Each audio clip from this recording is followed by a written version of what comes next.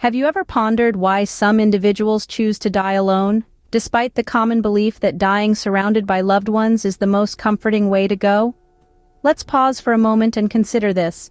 It seems counterintuitive, doesn't it?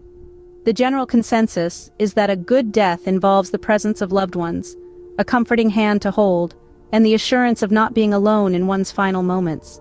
It's a scenario we've seen played out time and time again in movies and books, and it's what we've come to accept as the societal norm. But then, there's the flip side of the coin, the solitary end, a choice that some individuals make to be alone when the inevitable comes. Not because they are unloved or forgotten, but because they choose it.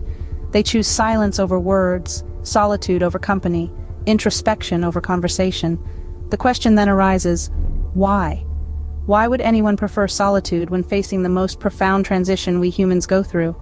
Why would they choose to navigate this uncharted territory without the comfort of loved ones around them? It's a thought that can leave one puzzled, considering the fear and uncertainty that death often brings. However, as we'll discover, the reasons behind this choice can be as diverse as the individuals making them. Some may find a sense of peace and dignity in solitude. Others may wish to spare their loved ones the pain of witnessing their departure. There are those who find comfort in their own company, and those who believe in facing their end on their terms. The solitary end is a phenomenon that challenges our conventional understanding of a good death. It compels us to broaden our perspectives and acknowledge that there are different ways to approach the end of life, each as valid and meaningful as the next. So, with an open mind and a curious heart, let's embark on this journey of understanding. Let's explore the depth of human emotions, the complexity of individual choices, and the profound mystery of death itself. Join us as we delve into this intriguing phenomenon, seeking to understand the reasons behind such a choice. Scientific research has shed their light on this subject, revealing fascinating insights. It turns out that the choice to die alone isn't as black and white as we might think. Far from being a simple matter of preference or circumstance, it's a complex interplay of psychological, sociological, and emotional factors. Let's start with the psychological aspect. Multiple studies suggest that some individuals may choose solitude in their final moments as a form of self-protection. They don't want their loved ones to witness their physical decline and suffering, aiming to spare them the anguish. It's a selfless act, a final gift of love in its own poignant way. Sociologically, cultural norms and societal expectations play a significant role. In some cultures, death is considered a private affair, something that should be faced alone. Other times, people may feel societal pressure to conform to certain ideals of bravery or stoicism. They might believe that facing death alone is a demonstration of strength and independence. Emotionally, the desire to die alone can also be linked to the individual's personality and life experiences. Those who are naturally introverted or have always valued their solitude might find comfort in being alone at the end. For some, the quiet and solitude provide a space for reflection, a chance to come to terms with their mortality on their own terms. It's also worth noting that research has found a unique phenomenon where individuals seem to choose the exact moment of their death, often waiting until they're alone. This could be due to a subconscious desire to control the circumstances of their passing, or it could be a manifestation of the deep-seated human instinct to protect loved ones from pain and distress.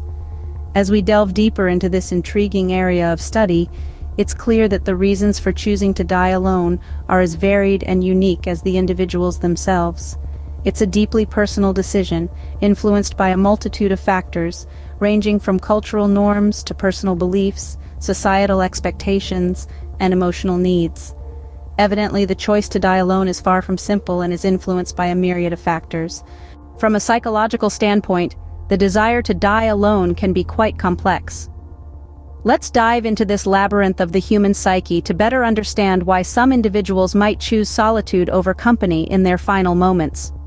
Firstly, we have autonomy, a vital aspect of human psychology. Autonomy refers to our capacity to make decisions about our lives, including how we choose to die. For some people, dying alone can be a powerful act of self-determination. You know, when my mom found out she was sick with cancer, she begged me not to tell anyone, not even family. I asked her why, and she just shrugged her shoulder and said, "I just don't want anyone to know." A friend of mine as well, when she was sick and dying, would not allow anyone to visit her. She died alone. Can you relate? Have you had an experience like this? They may see it as a final expression of their independence, a last stand of sorts against a disease or condition that has already taken so much from them. Next, we have the concept of dignity. Dignity is fundamentally about respect and self-worth. As death approaches, the physical and mental deterioration can sometimes feel demeaning. Choosing to die alone may be a means of maintaining dignity, of preserving a self-image that is being threatened by the ravages of illness. Lastly, let's talk about the desire to spare loved ones from pain. It's a powerful motivator driven by empathy and love. Some individuals may choose to die alone to protect their loved ones from the pain of watching them suffer. They may feel that their death is a burden, and by dying alone, they can lift this weight from the shoulders of those they care about. However, it's crucial to remember that these are not universal truths. They don't apply to everyone, and they certainly don't make the desire to die alone any less challenging to understand. The human mind is a complex entity, and our understanding of it continues to evolve. In essence, the psychological perspectives on dying alone highlight the intricacies of human nature. They illustrate how deeply personal and unique our experiences with death can be. Psychology provides us with a unique lens to understand this phenomenon, but it is only one piece of the puzzle. Sociological factors, too, play a significant role in this decision. As we delve deeper into this topic, we come across various societal influences that could potentially shape a person's choice to die alone. Cultural norms, for instance, have a profound impact on our perceptions of death and dying. In some cultures, death is viewed as a private affair, something that is personal and intimate. It's seen as a journey that one must undertake on their own without the presence of others. This cultural perspective could influence an individual's desire to die alone, away from the public eye. Next, we have societal expectations. Our society places a lot of emphasis on independence and self-reliance, and these values are often carried over into our attitudes towards death. We're taught from a young age to deal with our problems on our own, and for some, this could extend to their final moments. The decision to die alone can therefore be seen as a form of self-determination, a way of maintaining control and dignity in the face of death. Personal beliefs, too, can play a role. Some people may believe that their death could bring pain and suffering to their loved ones. In a bid to protect them, they may choose to die alone, sparing their family and friends the distress of witnessing their decline.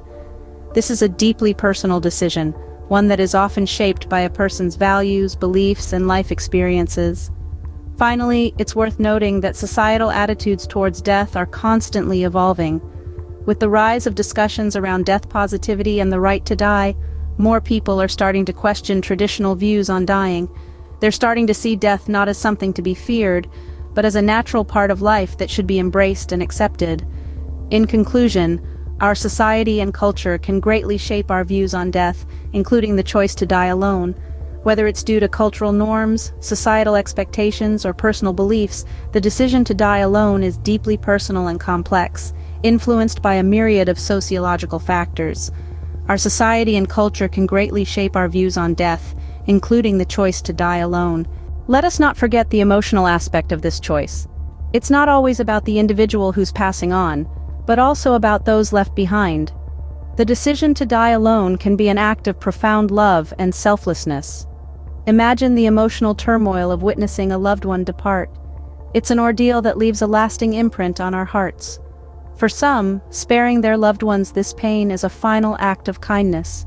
It's their way of saying, "I love you enough to let you remember me as I was, not as I am in my final moments."